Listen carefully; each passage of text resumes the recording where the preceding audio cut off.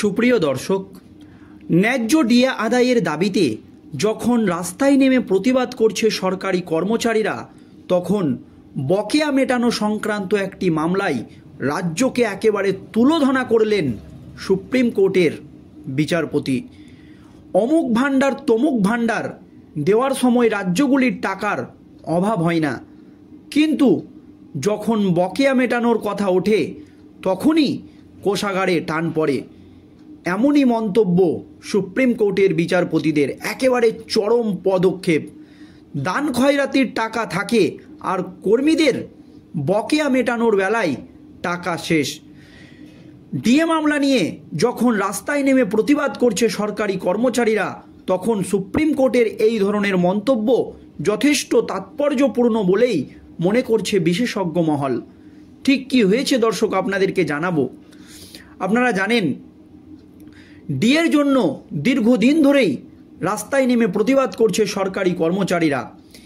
এই আবহে কলকাতা হাইকোর্টের বিচারপতিরা পরিষ্কার জানিয়ে দিয়েছে রাজ্য সরকারকে, সরকারি কর্মচারীদের ডিএ মাত্র 3 মাসের মধ্যে মিটিয়ে দিতে হবে, সমস্ত বকেয়া মিটিয়ে দিতে হবে।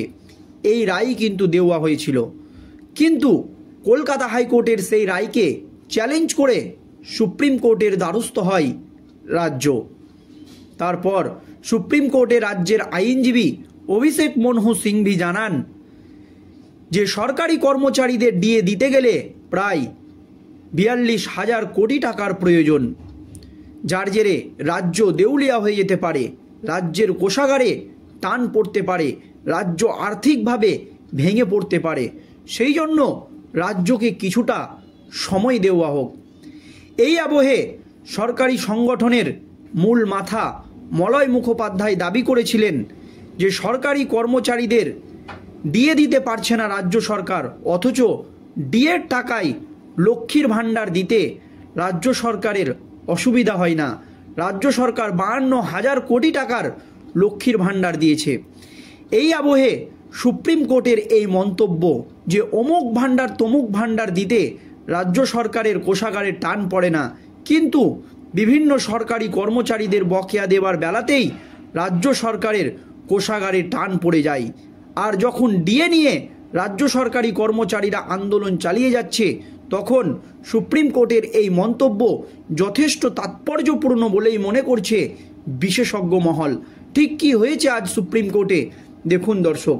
সুপ্রিম কোর্টের মন্তব্য, যারা কোনো কাজ করেন না তাদের কিছু বিলি করার সময় রাজ্যগুলির টাকার অভাব হয় না, মানুষকে বসে বসে টাকা দিচ্ছে রাজ্যগুলি, তখন রাজ্যের টাকার কোনো অভাব পড়ে না, কোষাগারে টান পড়ে না। কিন্তু জেলা আদালতের বিচারকদের বেতন এবং পেনশন দেওয়ার বেলাতেই তাদের কোষাগারে টান পড়ে যায়। মঙ্গলবার এই মন্তব্য করেছে সুপ্রিম কোর্টের বিচারপতিরা। অবসরপ্রাপ্ত বিচারকদের পেনশন সংক্রান্ত বিষয়ে 2015 সালে একটি মামলা করে অল ইন্ডিয়া জাজেস অ্যাসোসিয়েশন। মঙ্গলবার সুপ্রিম কোর্টের বিচারপতি BR গাভাই এবং বিচারপতি অগাস্টিন জর্জ মাসিহর বেঞ্চে মামলার শুনানি হয়। 2 বিচারপতির এজলাসে অ্যাটর্নি জেনারেল আর বেঙ্কটরমানি জানান, বিচারকদের অবসরকালীন সুযোগ সুবিধা দেওয়ার ক্ষেত্রে কোষাগারের টানের দিকটিও দেখতে হয় রাজ্য সরকারকে বা রাজ্যকে। সেই সময় ওই মৌখিক পর্যবেক্ষণে কথা জানায় শীর্ষ আদালত যে অমুক ভাণ্ডার তমুক ভাণ্ডার দেওয়ার সময় রাজ্যগুলির টাকার অভাব হয় না, কিন্তু যখন কোনো সরকারি কর্মচারীদেরকে বকেয়া মিটিয়ে দিতে হয় বা তাদেরকে ন্যায্য বেতন দিতে হয়, তখনই যত সব রাজ্যের কোষাগারে টান পড়ে যায়। এমনই মন্তব্য সুপ্রিম কোর্টের বিচারপতিদের। 2 বিচারপতির মন্তব্যে যারা কোনো কাজ করেন না তাদের জন্য রাজ্যগুলির টাকা রয়েছে। নির্বাচনের ক্ষেত্রে দেখুন, লাডলি বেহেনা এবং অন্য প্রকল্পগুলিতে নির্দিষ্ট অঙ্কের কোটি কোটি টাকা ব্যয় করা হচ্ছে। দিল্লিতেও কোনো একটি দল ঘোষণা করেছে তারা ক্ষমতায় এলে 2,500 টাকা করে মানুষকে বসে বসে দেবে। তখন অ্যাটর্নি জেনারেল জানান, এই পেনশন সংক্রান্ত সমস্যাটি বছরের পর বছর ধরেই চলে আসছে। বিলি করার যে রেওয়াজ শুরু হয়েছে সেটিকে এর সঙ্গে মিলিয়ে দেখা সঠিক হবে না বলে জানান তিনি। অ্যাটর্নি জেনারেলের প্রস্তাব কোনো সরকার যদি প্রকৃত অর্থেই আর্থিক সমস্যায় থাকে সেটি বিবেচনা করে দেখা উচিত। তারপরই এর আগে গত বছরের মার্চেও শীর্ষ আদালত জানিয়েছিল হাইকোর্টের বিচারপতিদের পেনশনের ক্ষেত্রে কোনো বৈষম্য রাখা যাবে না। জেলা আদালত থেকে যিনি বিচারপতি পদে এসেছেন তাদের ক্ষেত্রে পেনশনের সুযোগ সুবিধা সর্বশেষ বেতনের হিসাব হওয়া উচিত বলে জানিয়েছে শীর্ষ আদালত। যদিও অন্য একটি ক্ষেত্রে এই মন্তব্য করেছে সুপ্রিম কোর্টের বিচারপতিরা, কিন্তু ডিএ মামলা নিয়ে যখন দীর্ঘদিন ধরে সরকারি কর্মচারীরা আন্দোলন চালিয়ে যাচ্ছে তখন সুপ্রিম কোর্টের এই মন্তব্য যথেষ্ট তাৎপর্যপূর্ণ বলেই মনে করছে বিশেষজ্ঞ মহল। তাহলে কি ডিএ নিয়ে এবার কোনো বড়সড় পদক্ষেপ নেবে সুপ্রিম কোর্টের বিচারপতিরা? কারণ পরিষ্কার তারা বলছে যে অমুক ভাণ্ডার তমুক ভাণ্ডার দেওয়ার সময় সরকারের টাকার অভাব হয় না। ঠিক মানুষকে বসে বসে কোটি কোটি টাকা দিচ্ছে সরকার, কিন্তু যখন কোনো সরকারি কর্মচারীদের বকেয়া মেটানোর কথা উঠছে তখনই রাজ্যের কোষাগারে টান পড়ছে। রাজ্য নাকি দেউলিয়া হয়ে যাবে, রাজ্য আর্থিকভাবে ভেঙে পড়বে, রাজ্যের কাছে টাকা নেই, এইরকম একাধিক আর্থিক অজুহাত খাড়ো করে দেওয়া হচ্ছে কোর্টের সামনে।